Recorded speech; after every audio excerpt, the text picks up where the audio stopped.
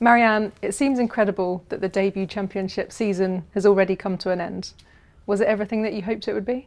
Yes, we knew it was going to be a challenge. We knew it was going to be about how we settled into the league. So I think from that end, yeah, it's definitely everything we thought it would be. And going into this season, going full-time, you welcomed plenty of new players and you adapted to a new league, of course. What were the challenges of that and how do you think the team overcame them, both on and off the pitch? Yeah, it's interesting because it's like you could either see it as a challenge or you could see it as an opportunity. So for me, getting the new players in and then having the team bond and the squad bond, and that didn't take long because it's such a good group of players, such a good group of people that, you know, you knew that they would be welcomed in, those that were coming in, and those that were already here would want to step up to the next level with the kind of players that we were bringing in. It was like an opportunity for us to see how far we'd come with the group that we had. So there's lots of different things, but I think that's all part of being promoted and getting into this league. It does set different opportunities for the players and for the staff. And looking more at the season sort of on the pitch, Saints spent periods of time in that top three, in and about it, challenging teams like Bristol City, London City and Birmingham.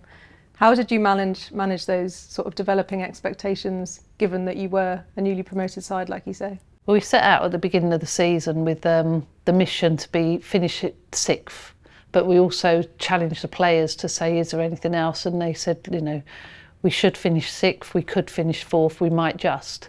So we knew what our target was.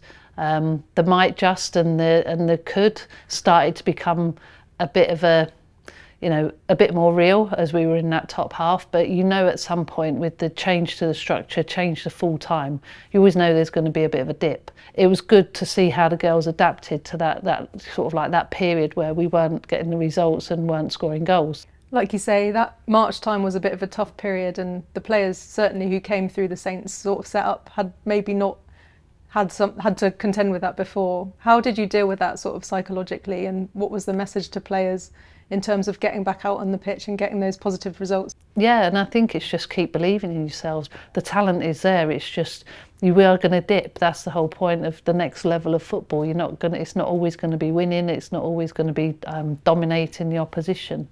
It was just about belief and still doing the right thing, still playing for the fans, still playing for the club, and making sure that we were putting performances in where we were so close, but then we kind of put it right in the back end of April. Like you say, plenty of talented players on the pitch. Are there any fixtures that stood out to you as maybe the best games that you've seen your side play? It's hard because there were so many good performances, but at different parts. So there was like a good first half performance, a good second half performance. I think Lewis was away the second game of the season where we were 2-0 down, came back to 2-2. And it just started to feel like the girls started to believe in themselves. And it was only 2 games in, but it was, you know, after losing to Charlton in the first game, that was a real welcome to the Championship, that game. I think then you go to Palace and you beat them at Selhurst Park, and we performed well on that day, and we were good without the ball, but also we took our chances, which was key. So different games for different reasons. And then remember the 2 games against London City Lionesses, because they're such a good team, and to get a point at their place, and a pressure penalty for Paige, so that showed her how far she'd come from coming into the squad. But I think overall the season, every performance, there's always going to be, you always take a positive from them, even the losses, but it's always better when you win or get a point that you're not expecting to get.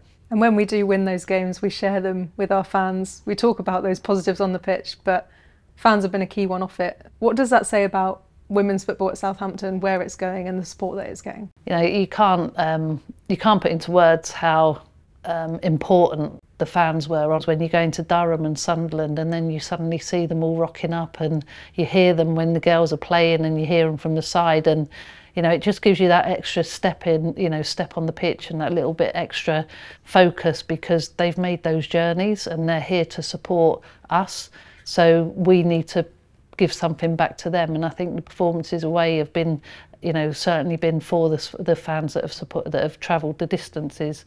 I think St Mary's, you can hear the noise is just grown and grown and grown, and the guys are just spreading the word, and it's important that we keep that that kind of momentum of keep bringing more supporters in, because that's what generates the excitement and the energy on the pitch. And thinking about those foundations that you've laid on the pitch, what's next for this team? How do you build on the success of this season? I think the first thing we've kind of looked at in the past few days is like reviewing the season just gone. What have we learned? What do we need to do better? What's gone really well? And the things that haven't gone so well, how are we going to step those up? So it's you know, it's not just finish the season and off we go. There's a lot of stuff to do now that will put us in good shape, ready for when we come back in pre-season.